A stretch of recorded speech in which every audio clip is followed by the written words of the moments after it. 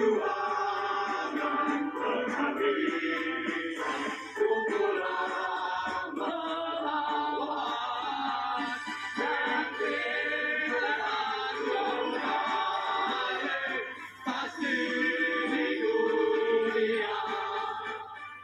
pemirsa, baru saja para buruh ada 150 pimpinan perusahaan di Indonesia akan dipertemukan dengan 150 pimpinan buruh. Itu akan segera dilakukan oleh Presiden Prabowo Subianto, dan juga nampaknya ini menjadi sinyal yang kuat ya Bang Hensa. Presiden ini serius mengutamakan kesejahteraan buruh. Tapi kalau dari Bang Hensa melihatnya bagaimana? Yang pertama, saya sangat mengapresiasi gaya komunikasinya Pak Prabowo ya. Dia melakukan dialog ya, tidak bermonolog, tidak hanya berpidato saja, tapi dia mengajak para buruh untuk berdialog, bahkan untuk hal-hal yang sebetulnya terdengar bercanda, tapi itu luar biasa bagi seorang presiden. Udah ya gitu, atau tadi nih gua kehabisan bahan gitu. Padahal masih ada ya hal-hal yang kemudian disampaikan. Yang luar di sini di foto ya, berpose bersama buruh lah. Bersama dengan seluruh rekan-rekan buruh yang hadir. Mas Hensa, bahkan tadi kalau dari pidato Presiden di akhir-akhir juga dia sampai membahas mengenai pajak loh.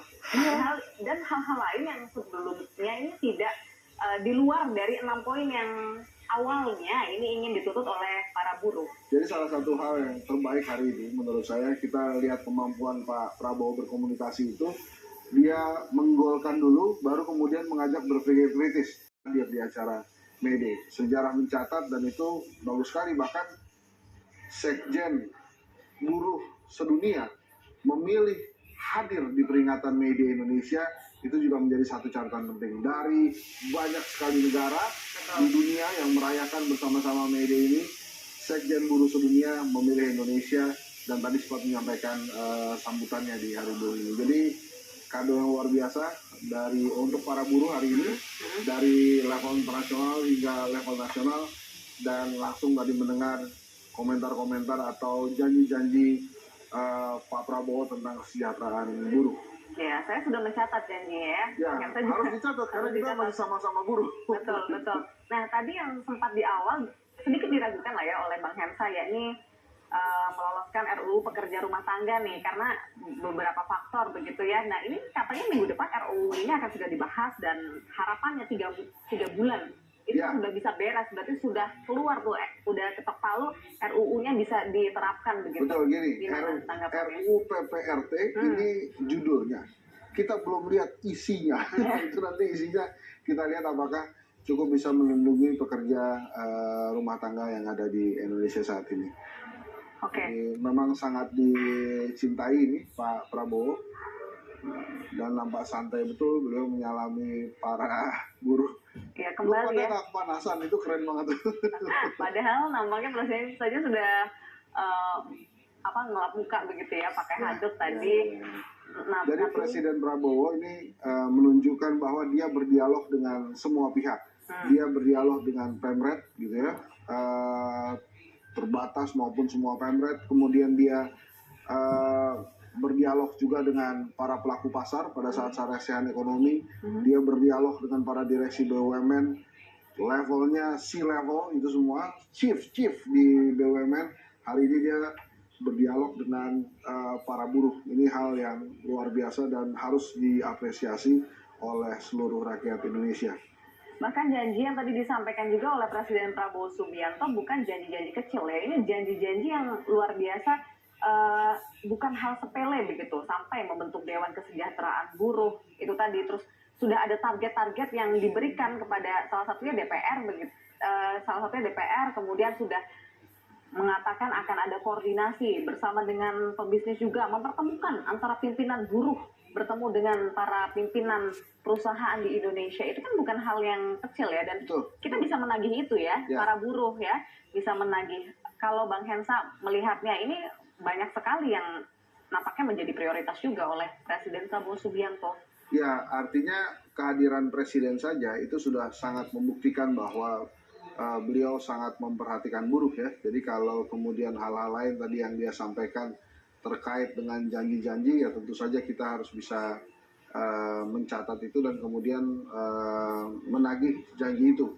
Dan saya rasa dengan kehadiran beliau hari ini, janji yang beliau sampaikan tidak main-main, gitu ya. Ini luar biasa. Nah, ini tetap melakukan hal yang biasa dilakukan oleh Presiden sejak era Pak Jokowi. Ini bagi-bagi kaos ya kayaknya, kaos juga nih. warna coklat itu terlihat ya. Wah.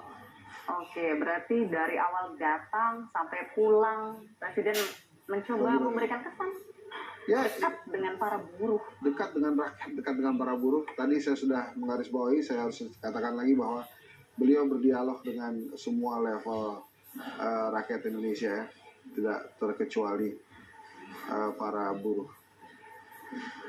Tapi melihat dari kemungkinan nih Bang Hensa, janji-janji hadiah yang tadi disampaikan oleh Presiden Prabowo Subianto, mungkin betul-betul semuanya akan bisa menuju pada buruh Indonesia yang sejahtera? Harusnya bisa ya, tapi saya kalau boleh kita ranking nih beberapa hal yang tadi dituntut oleh para buruh, menurut saya ada beberapa yang agak sulit itu. Apa itu? Menurut saya yang tersulit itu adalah menghapus outsourcing, karena itu harus melibatkan pengusaha dan itu menjadi poin penting paket investasi di Indonesia. Jadi kalau kemudian Presiden Prabowo berhasil menghapuskan outsourcing, ini luar biasa sekali, baik sekali. Dan kemudian undang-undang perampasan aset ya, yang selama ini masih tarik ulur antara DPR dengan Presiden, artinya tarik ulur antara eksekutif dan legislatif, itu nanti kita tunggu saja bagaimana kemudian nanti bisa diwujudkan, termasuk perbaikan undang-undang ketenagakerjaan dan lainnya. Tapi saya menilai bahwa Pak Prabowo sampai hari ini berhasil mewujudkan janji-janjinya, gitu ya. Makan bergizi gratis, cek kesehatan gratis, kemudian sekolah rakyat, ada koperasi desa kelurahan Merah Putih yang akan segera diluncurkan nanti 12 Juli 2025 kalau saya tidak salah. Jadi dengan rekam jejak yang sangat baik terhadap janji-janjinya, saya kok optimis nih Presiden Prabowo akan kembali mewujudkan dan memenuhi janji-janji yang pernah dia ucapkan, termasuk yang hari ini dia sampaikan. Nah, tapi untuk tentunya menjaga begitu ya, memantau bagaimana pemerintah maupun Presiden Prabowo Subianto bisa betul-betul memenuhi janji-janjinya hari ini, gimana Bang Hensa ke depannya?